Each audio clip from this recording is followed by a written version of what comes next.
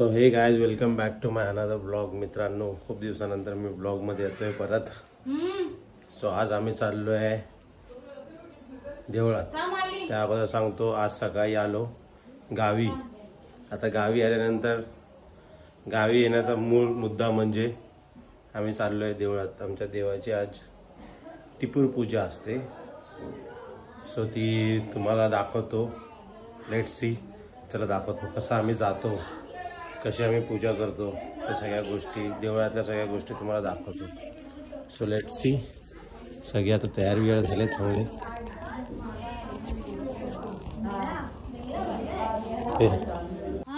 इकडे दिसतोय बरोबर. हा कसं येतोय? बरोबर आहे येतंय. बघा किती काळोख आहे. वाजलेत रात्रीचे 12 आणि बघा सगळी आमची पलटण, सगळं आमचं घर कुटुंब चाललंय देवाची पूजा करायला.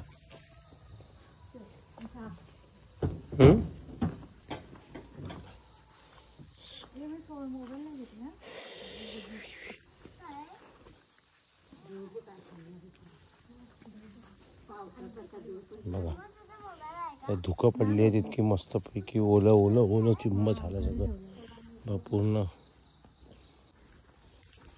थंडी मस्त भरली एकदम, अशी वाटते थंडी. आमच्या गुड्डीला काय थंडी वाजत नाही. रात्रीचा आमच्या भावाचा बंगला कसा वाटतो बघा. Full farm house. हां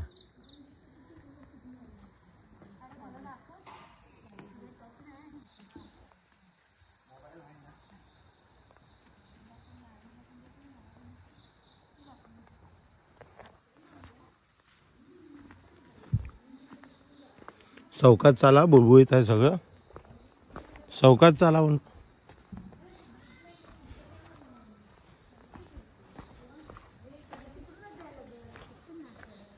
असं चाललं इथून नाही.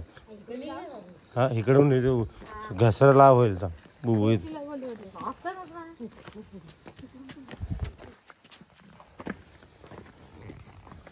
बंटी भाऊ आलाय पहिल्यांदाच देव दर्शनाला. गेल्या वर्षी नव्हता तो.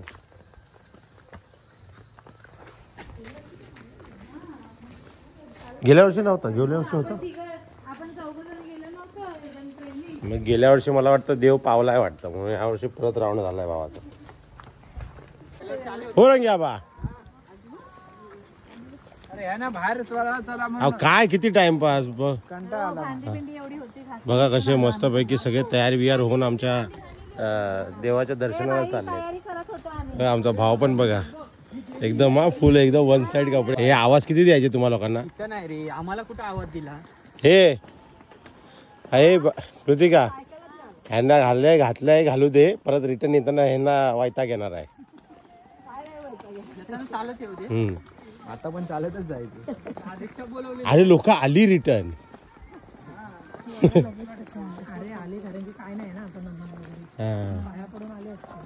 बरं घ्या बा. काय बोलाव ब्लॉग मध्ये, जरा हिट होऊन दे माझा. सबस्क्रायबर वाढू दे.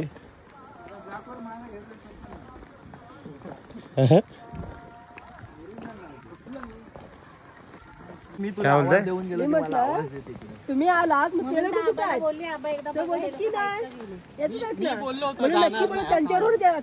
तुमच्याबरोबर आलेत ना. दरवर्षी असेच आम्ही काळोखातून 12-1 वाजता जातो आणि लगेच रात्रीचे खेळ चालेल. रात्री 2-2, 3-3 वाजता आम्ही रिटर्न येतो. आता तुम्हाला दाखवतो वरती डायरेक्ट देवळात कसं आहे. हा चांदणं आहे त्यामुळे काय वाटत नाही. बाकी गावचे एक्सपिरियन्स माणसं आमच्या बरोबर आहेत. आमचे आबा गावच्या सगळ्या वहिवाटी आम्हाला त्यांनीच दाखवलेल्या आहेत. आबा बोला जरा. आज नशीब पाऊस नाही. जवळजवळ 15 ते 20 मिनिटाचा रस्ता आहे. आम्ही चालत जातोय. बाकी सगळ्यांना आम्ही आता पिटळलेलं रिक्षानी पाठवलं. आता आम्ही विचार केला वॉक करतच जायचं, चालतच जायचं. 15 ते 20 मिनिटाचा रस्ता. मोठा डोंगर, मोठी चढण वगैरे पार करून जायचं रस्ता बघा पूर्ण एकदम घाम निघाला चढून वरती.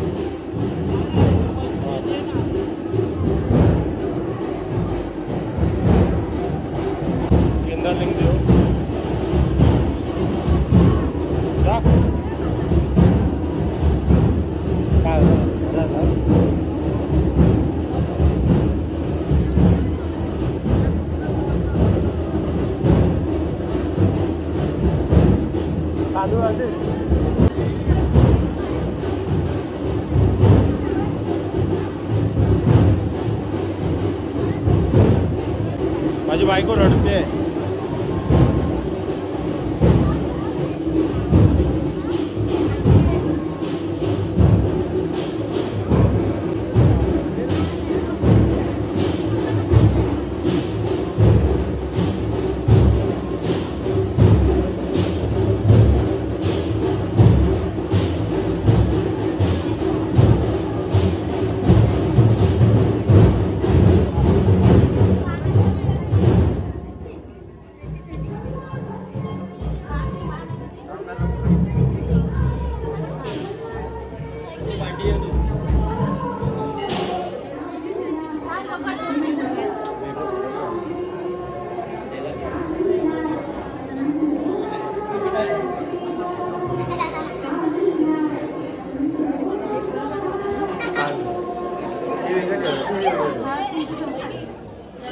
गॅसात ठेव ना.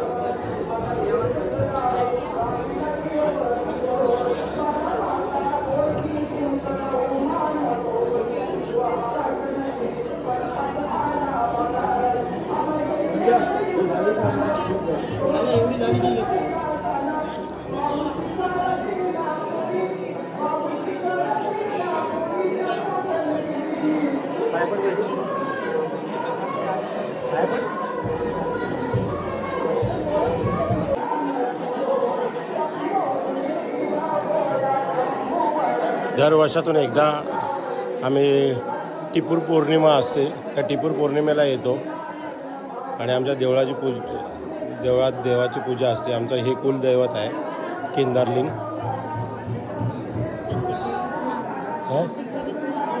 हां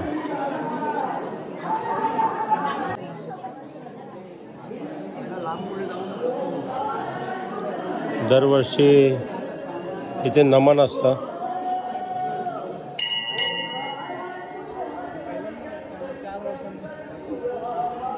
हे असे हे तोंड बघा गावाला कधी येत नाहीत आणि फक्त एक दिवसासाठी तोंड दाखवायला येतात. ही बघा ही माणसं बघा. गाव हे आपलं राहण्यासाठी असतं. गावी यायचं आपल्या घराची पूजा करायची देवाची पूजा करायची. गावात येऊन काही दिवस राहिल्यानंतर सुख समृद्धी लाभते. आपलं शेवटी कुल आहे ते कुलदैवत असल्यामुळे त्या कुलामध्ये भेटू कसं वाटतं तुला? हा दरवर्षी इथे नमन असतं पण ह्यावेळेस नमन नाही ठेवलंय. काय गावकऱ्यांचं असेल ठाऊक नाही असो पण जे आहे त्याच्यात सुखी आहे आम्ही खूप.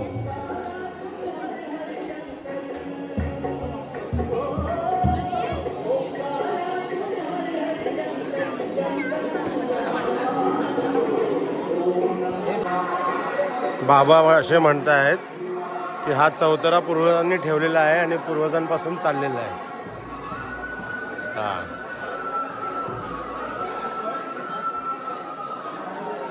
आपलं देवस्थान होतं. अच्छा मार्की म्हणजे आपलं पूर्वजचं देवस्थान होतं. हा माहिती पडलं पाहिजे ना.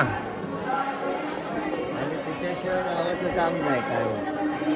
तिच्याशिवाय गावाचं काही काम होत नाही. तिला पाया पडायला लागतं तिच्याजवळ. मग नंतरला मग देव आपला जातो.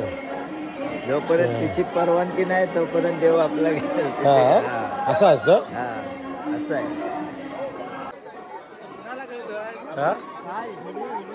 ह्याला ओळखता ना तुम्ही? धरणावर घेऊन जाणार आमचा मोठा बंधू.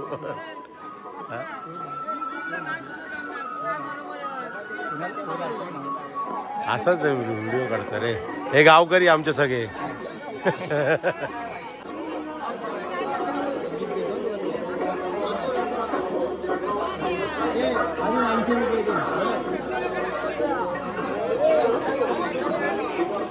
हे लाडू वगैरे असे असतात छोटे छोटे. खरं तर ह्या लाडूंची जगात कुठेच दवाच आहे ते. जगात कुठेच तोड नाही खरं तर. कारण की हे जे लाडू आहेत हे शेंगदाण्याचे लाडू हे त्यांना जगात कुठेच तोड नाही. कारण की हे जी टेस्ट लागते ना ती कुणाला कुठेच भेटणार नाही. आमची वहिनी घेते काहीतरी. काय घेताय हो? लवकर सांग काय घेतेस? आमच्या वहिनीने जवळजवळ 1000 रुपयाची शॉपिंग केलेली आहे इथे. ह्या मला एक सांग ह्याला चव का असते वेगळी? हा नाही मस्करी नाही करत. मुंबईला जरी घेतलेस आणि मुंबईच्या ह्याच्यामध्ये आणि ह्याच्यामध्ये खूप फरक पडतो. ह्यांना चव वेगळीच असते. जत्रेत जी आपण घेतो ना तिला वेगळीच चव असते. ती बघ घेते तिकडे काय माहिती काय घेते लाडू वगैरे. मी तर असाच व्हिडिओ शूट करतोय का ब्लॉगिंग करतोय मी. काय आता इथून दिंडी काढली जाईल. की आपल्या देवळाच्या आतपर्यंत, आणि मग आतमध्ये भजन होईल. आहे ना बाबू, बरोबर ना? हे भजन येतं तुला? ए बाबू बोल, अभंग बोल.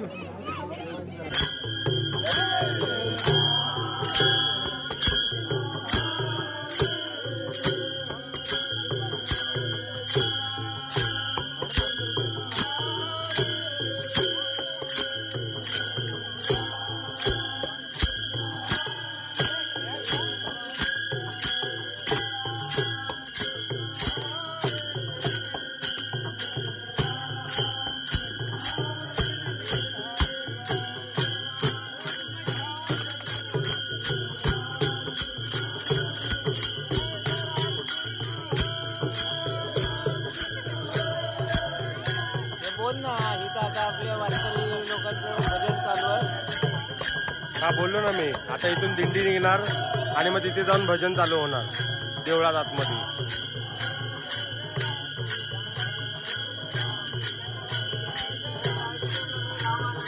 पण मी काय बोलतो, ए दादा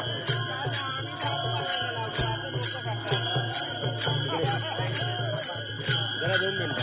वारकरी कोण कोण दिलेले वारकरी? याच्यामध्ये सगळे आता हे आंबे, त्याच्यानंतर त्याच्या पुढचे आहेत गुरव, ते बाबाजी गुरव, मध्ये सुभाष गोळकर, हे इकडे चंद्रकांत गुरव, गोपीनाथ गुरव, त्याच्या पुढे गणेश इंदुलकर बुवा, अनेक वारकरी या ठिकाणी उपस्थित आहेत. आणि काय म्हणतात ते गणेश इंदुलकर आमच्या अर्धगायचे सरपंच. तुम्ही 2 शब्द बोला आपल्या जी कार्यक्रमाबद्दल काहीतरी. नमस्कार. आमच्या इथं वार्षिक कार्यक्रम असतो त्रिपुरी पौर्णिमा, आणि त्या पौर्णिमा सकाळी 2:30 वाजता आपला पौर्णिमा साजरी होते. त्याच्या तत्पुरे भजन असतं, ढोल वादन असतं, विविध कार्यक्रम असतात. आणि यावर्षी सप्ताह देखील आमचा 7 वर्ष 28 म्हणजे 48 वर्ष होत आहेत. त्यामुळे 50 वर्षाची तयारी चालू आहे. आणि हे मंदिराचं शिशुपीकरण जवळजवळ गावच्या लोकांनी 22 लाख रुपये खर्च करून सध्या शिशुपीकरण केलं आहे.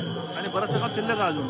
हे आता जवळजवळ काम आमचं पूर्ण चाललं आहे. त्यामुळे 50 वर्षाची तयारी आपली चाललेली आहे. आणि 50 कार्यक्रमामध्ये भरगच्च कार्यक्रम होणार आहे पुढच्या वर्षी. त्यामुळे सगळी तयारी आहे. त्यामुळे थोडंसं नियोजन आपलं चाललेलं आहे. पण ह्यावेळेस आपला जो कार्यक्रम होतो याचा नमनचा, नमनाबद्दल सांगा. कुठून नमन येतो आणि कसा असतो, कुठल्या प्रकारे कार्यक्रम करतो आपण? नमन असतं ना, हे आपल्या कोकणातलं एक खेळ आहे. आणि ते नमन दरवर्षी असतं, पण यावर्षी 2 दिवस त्रिपुरी पौर्णिमा असल्यामुळे आणि आमच्या 2 मंदिरामध्ये हे असतं कार्यक्रम असतो. त्यामुळे खालच्या महादेव मंदिरामध्ये थोडा वेळ होता 1 वाजता. त्यामुळे 1 आणि 3 ह्याच्यामध्ये थोडं खेळ करणं किंवा नमन करणं वेळ साध्य होत नव्हतं. त्यामुळे यावर्षी आपण तर कार्यक्रम नमनाचा घेतलेला आहे. तर पुढच्या वर्षी मोठ्या स्वरूपात तो कार्यक्रम होणार आपला. थँक्यू दादा. दादांनी अतिशय उत्कृष्ट अशी माहिती दिली आहे. कारण की दादा हे आमच्या नेहमी गावातील कुठल्याही कार्यक्रमामध्ये प्रथम उपस्थिती त्यांचीच असते. इव्हन रोडच्या ग्रामपंचायतपासून प्रत्येक गोष्टीमध्ये दादांचं योगदान सर्वात महत्त्वाचं असतं. त्यामुळे मी खरंच दादांचे आभार मानेन की एवढ्या चांगल्या पद्धतीने आता केदारलिंगाच्या देवळामध्ये भव्य दिव्य अशा पद्धतीने गावात त्यांच्या मार्फत हा कार्यक्रम होतो. आणि दादा खरंच मनापासून तुमचे आभार. धन्यवाद.